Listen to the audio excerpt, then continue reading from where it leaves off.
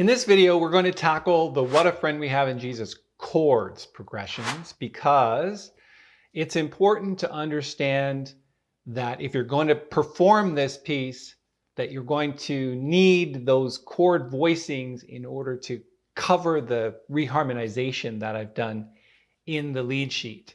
So this is video 2 in our tutorial, which is a playlist. So this is video 2 of 5. So if you missed the first one, please go back and do that one now. We're going to get started diving into the chords for What a Friend We Have in Jesus in just a moment.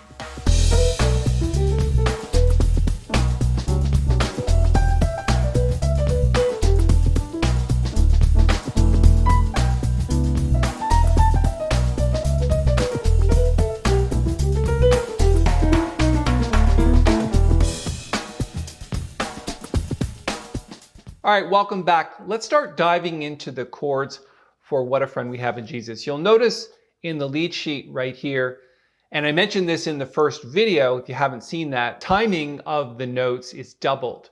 So in a traditional sheet of music for this song, you would have a dotted quarter note first instead of a dotted half note, and then you'd have eighth notes instead of quarter notes. So I've doubled the time because we need to do that in swing. And if you want to make reference to what I'm talking about, please go back to the last video to hear a recording of what we're going to be able to do by the end of this tutorial series. So let's take a look at the chords. And all of this comes from a video that I did called Piano, Blues, and Jazz Chords and Scales. That video I'm going to post up in the corner. So if you need a more in-depth description of what I'm doing here, please refer to that video now. So the first chord here is an F major 7 chord, and we're going to do all of the chords with the left hand. So if you look at an F major 7, it's built in thirds.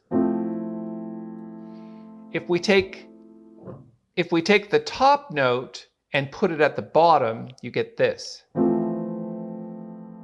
And that's a standard chord voicing that I like to use. I even sometimes leave out the third, so it sounds like this. So if we play that with the melody, it's this. And then we're going to do a 2-5-1 of B flat major. And again, if you refer to that other video that I pointed out, it's basically starting at the third, you're playing 3, 5, 7, and 9. And then you drop the 7th chord to become the third of the next chord, which is F7, and then you move down to B flat major 7. But if you do the inversion of that, you bring the bottom 2 notes to the top, and then you get this chord. So if you just move the 7th down to the third of the next chord, you get this chord, which is the F7 chord, and then B flat major 7.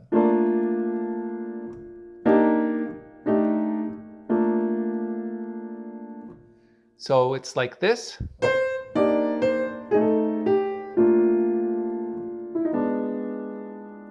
And you'll notice that the melody note actually covers the 5th of the B flat major 7th chord. So again, I like playing with the hands close together, especially when you're playing the melody for the first time. So let's play the melody from the beginning.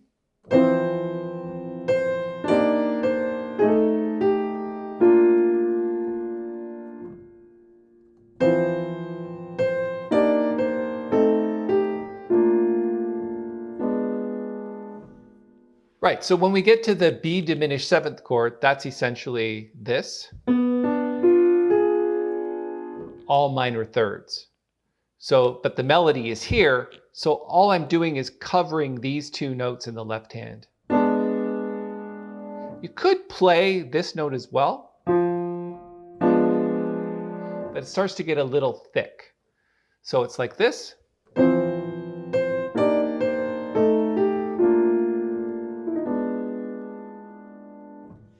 And then when we get to the A minor 7th chord to D7 flat 9, that's a 2 minor 7 to 5-7 flat 9 to 1 minor 7th. So A minor 7th. So again, what I'm doing is I'm taking the second inversion of the chord. So typically A minor 7 would sound like this. If you take the top two notes and you move them down to the bottom, you get this. And then typically what you would do is go to the D7 chord, but we have a flat 9 we need to cover. So it's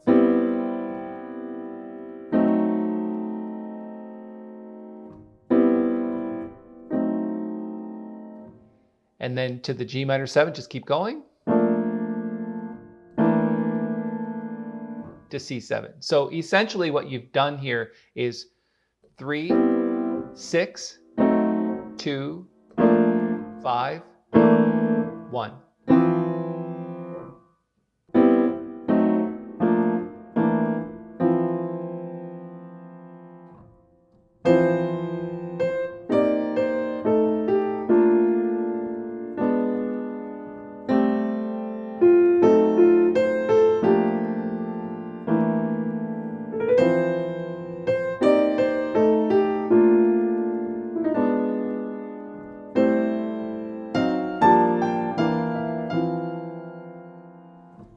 So the A section and the B section is the same.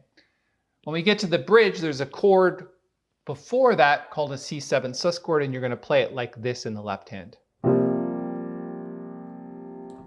So the sus means 4, flat 7. And then it just continues on in the next chord. And then what we're going to do is we're going to play a B7 chord. Let's go down a half step for everything.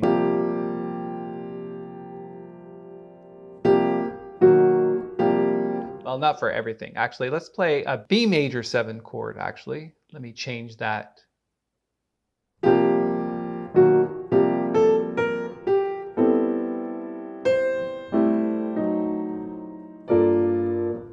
Okay, so one more time, C7 sus.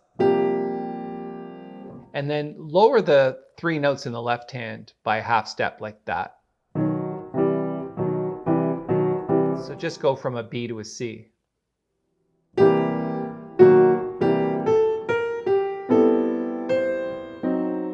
And that 2-5 is the same as the A section.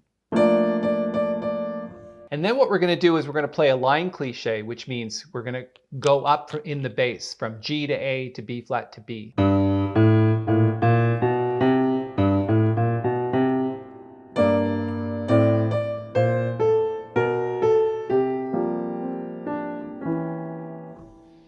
Right, so G minor 7th over A.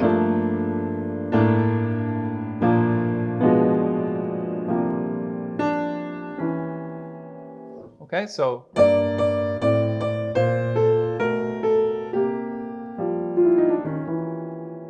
and I like to put on the C7 chord a flat 9. It just kind of sounds right.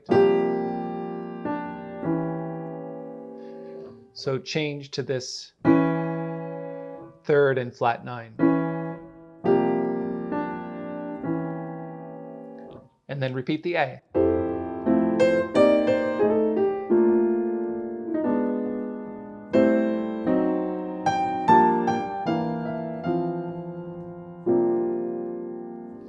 So I'll fix up this sheet music and put a B major 7th chord, and then the melody note at the end. There's one little change there as well. So I'll make sure that you get the correct sheet music. In the next video, we're going to be tackling the scales. So for example, on the F major 7th chord, this would be the scale, which is a bebop scale. And then on the C minor 7th, same thing. And then B major 7. And then we'll talk about a diminished scale, but I have a whole video on that as well that you need to check out. So in the next video, we'll tackle the scales that go on top of those chords. And then in the video after that, we'll start to put it together with the backing track. I hope you enjoyed this tutorial. Thank you so much for your time. Let me play you out.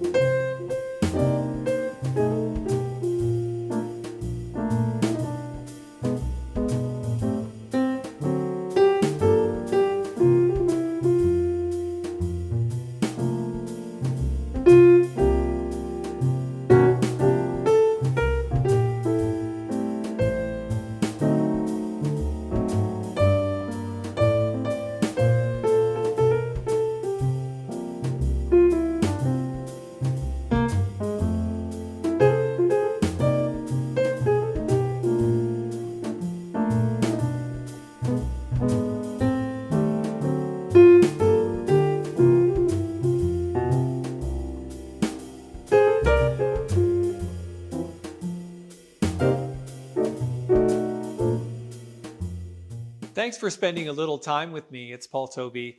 This is a fairly new YouTube channel, and we'd be really grateful if you could give it a thumbs up and subscribe to the channel. So we'll be adding about 5 videos a week, just like this one. The videos are mainly focused on technical skills development, recording tips, and even professional and business development for musicians like you who want some help from a professional musician like myself.